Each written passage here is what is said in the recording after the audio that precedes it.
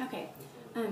First, I'm just going to go over some of the information on how I modified this lesson plan to meet the needs of your ESL student, and some of the things about your lesson plan that were already appropriate to your ESL students' needs. So just a little background on what I'm learning about how we need to modify a lesson to meet the needs of an English language learner. It's very important that we maintain the academic and cognitive rigor of the content that you're teaching. So basically, we want the core content standards that you've already chosen to remain intact, and we don't want to water it down with the intention of trying to address or accommodate language needs, because research shows that that only will widen the achievement gap. Rather, we want to add scaffolding or supports based on his proficiency levels in reading, writing, speaking, and listening that will help him to be able to master the content you're teaching and continue to grow with his language. So one important component of doing this is to also develop language objectives alongside the content objectives. And the purpose of a language objective is to develop the student's language proficiency along with the content knowledge. Including these within your regular lesson just gives a context for the language learning to occur, helping the student to both form mental connections and therefore making the language development more successful. And so after reading over the lesson plan that you shared with me, you're already providing the student with an authentic literacy activity with authentic reasons to be communicating. And so just that right there is already going to be helping develop the student's language. So I'll just go ahead and share with you some things that I noticed about your existing lesson plan that are very supportive for the ESL students in your class. The purpose of this lesson, you said, was to integrate and identify key ideas and details from the text, and the objective of the lesson along with the entire unit being to synthesize key ideas from narrative and informational text and video, and to show the readers how to make inferences within a text and draw conclusions based on the supporting details as well as textual evidence given. Your lesson is very rigorous. You've maintained the academic rigor, and although you have provided modifications already for the various learning needs in your class, you've still kept the bar high with what they need to be able to do by the end of the lesson. I also noticed that you're using heterogeneous groupings, so for the close reading part of the activity and the discussion questions that you're having the students work on, you've specifically created those groups to ensure student success, and that's very important for ESL students as well. And I also noticed at the beginning of your lesson you're pre-teaching the vocabulary that they're going to see in the text. I do that a lot. And that's extremely important for your ESL students, as well as beneficial for all of the students in your class. Also, the writing task is very authentic. It's a very specific extension of what they've just read about, and giving it that context just makes it more meaningful, which is especially crucial for an ESL student to be able to make connections and be successful with the writing process.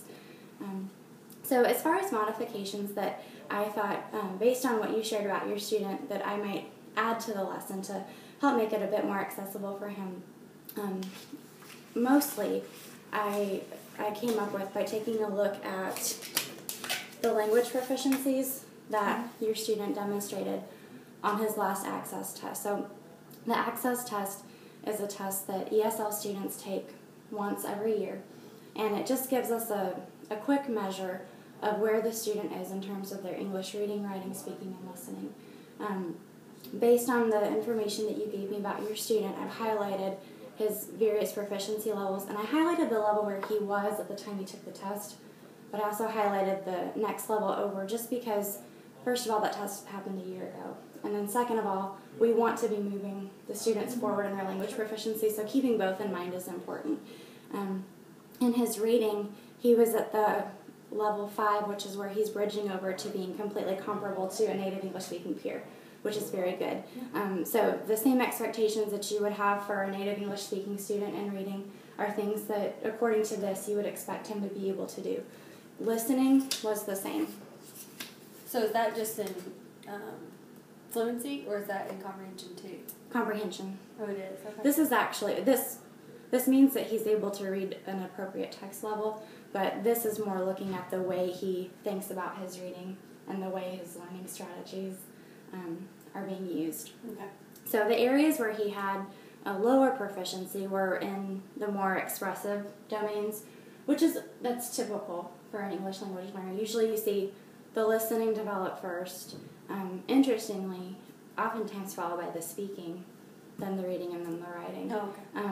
With your student, so the expressive language are the parts that we see developing a little bit later, but usually speaking you see come along a little more quickly. And so that's something interesting about this student that I noticed. He was only at the beginning level. He was a 2.1, so at the very beginning of that range. Sure. With his speaking.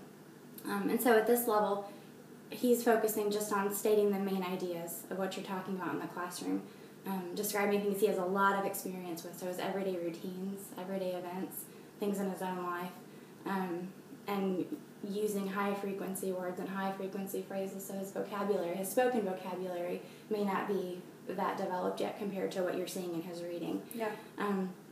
Also, as we kind of look at where he's headed, starting to make a few more connections, using transitions in his speech, using different tenses, realizing when he doesn't understand something and actually asking you to clarify understanding, which that's kind of part of your lesson, too, is clarifying understanding. So that's really appropriate for him. But that being said, I kind of looked at this and I looked at your lesson and I came up with a language objective for each of those 4 areas that we just talked about. So for listening, related to your lesson, I thought to work on identifying the main idea and details of the articles through that class discussion. So to make it specific to what he's understanding from the way the kids are communicating with each other and with him. In speaking, to communicate inferred meaning, so to make connections, but with high-frequency word phrases that you might provide him with, which we'll talk about in just a minute, but maybe giving him some kind of key cards with sentence starters and frames to help him get going with expressing those ideas. In reading, because his level is so high, to infer meaning from modified grade level text. I mean, he's able to read on grade level, so that's not a big area for us to focus on with modification. And then in writing, I did make a change here, which I'll talk about as we get into the modifications, but the objective would be to state an opinion of what would be the best way to get help for a community that has experienced a natural disaster and give reasons using a visually supportive organizer. So again, your lesson is already set up to address these 4 objectives, and as we saw on here, the primary modifications that I would suggest are just in the expressive language areas to give him a little bit more support. So do you have any questions about any of that so far? It all matches him. So. Okay, that was one question I had, because in a typical ESL collaborative setting, I would be working in the same school as you, and I would know the student personally. And so that was one thing I was wondering with me just having the numbers and not actually having a relationship with the child, how accurately that kind of matched with him. Okay.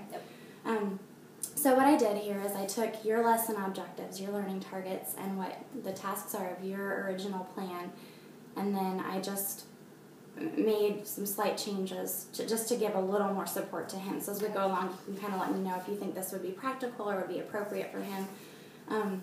So with your first objective of using the text features and evidence from the text to make inferences, the kids are going to be reading the article in their small group, discussing it using the close reading questions, and they'll also read a portion of it independently. So for a modification for your student, I would suggest giving him word phrases with sentence starters, high-frequency words, that are going to get him started with the kinds of responses that you're hoping to draw out of him. So basically give him that beginning of the sentence so he doesn't get lost in trying to put that together. And then hopefully he'll pull the content that you're wanting into the sentence then. So that's something I would do during the reading and discussion part. I also, again, I really like the way you group your students. And one thought I had for this student's particular group is maybe assigning certain questions to be led by certain members of the group to make sure everybody's participating, that way including he's him. successful too. Because we know that he doesn't feel as confident with his speaking. And so to give him certain questions, and then he could have those in advance so that he knows. And you could select those questions too based on questions that would be easy to answer with the sentence starters he's already had. Just to kind of set him up for success, but still to have him working at a high level of thinking with the text. And with the writing prompt, the students, so with the whole class, they're going to be working on thinking about how you could use social media, right, to address a problem in their hometown. And one thing that I thought, just knowing a little bit about how recently this student has come to the United States, he's only been here for a couple of years, and, you know, with there being some unknowns as to what his community was like before he moved here, that idea of using social media as a means of communication might not be something that he has a lot of background knowledge with. Right. And since the writing for him isn't something that's as developed as his other domains, it might help him just to give him a prompt that we know that he's going to be able to draw from his background knowledge to respond to. And so I thought maybe, and you can tell me if you think this would still meet your same objectives, I thought maybe having him just state his opinion about, let's see, let me look up at the objective, about what would be the best way to get help. So leaving it a little more open. So instead of saying specifically with social media, if your community experienced a natural disaster, what would you do to get help? That way, whatever his background knowledge is would be appropriate. And then giving him a graphic organizer where it has that place and he's prompted to give his opinion, and then where there's places to prompt how many reasons he's going to give to explain his opinion. Because if we look back at his writing, giving an opinion and then giving your reaction and reason is something that's appropriate for where he's working right now. So is that something that you think would that still meet the same objectives that you have for the lesson as a whole, do you think? Yeah, it would. I mean, the main thing was to take social media. Okay. But I would still be able to connect the purpose. Like, the purpose is to heal your community. Sure. So if we modify it, as long as he's giving me the answer that he wants, you know, and how he would heal his own, then that would be fine. That would work. Yeah. So if the writing was like the social media was just a specific way to, you know, but if we're just being more broad, but as long as he's giving me what he knows. And in his life experience, like you said, it may not be that he's ever been in contact with or had his hands on any of that type of media, or any at all. So I don't, you know, because I don't go way back with him, you know, I don't know where his background leads. So that's a good point.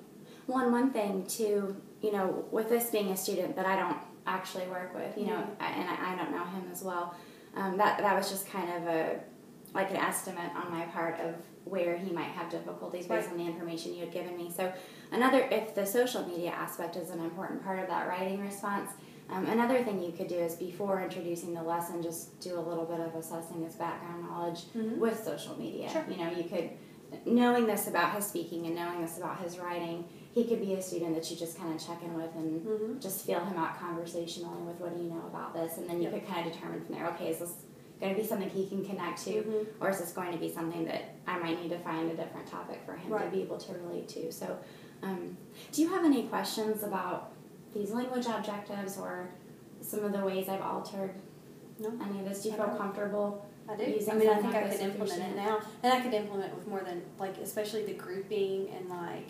assigning, you know, certain questions with certain students. I could use that daily, you know, or I could use that beyond this class, you know, even with some of my accelerated classes, I could extend there, you know, so I know that that's a tool that I probably would use in the future anyway, so. Okay. Well, and then one last question I had, just because this is really new for me to work in more of a collaborative role than primarily an instructional role. Do you feel like approaching a lesson in this way is manageable, or what would you feel like would be helpful for you as a mainstream teacher to be getting from the ESL teacher to make this seem feasible in your actual daily planning? I like the chart. Okay. So like having this chart for each child. The visual, like, that helps me. That would definitely be of help with any lesson, because I could just plug them in and see where they stand, and then, you know, bend the lesson around that, you know.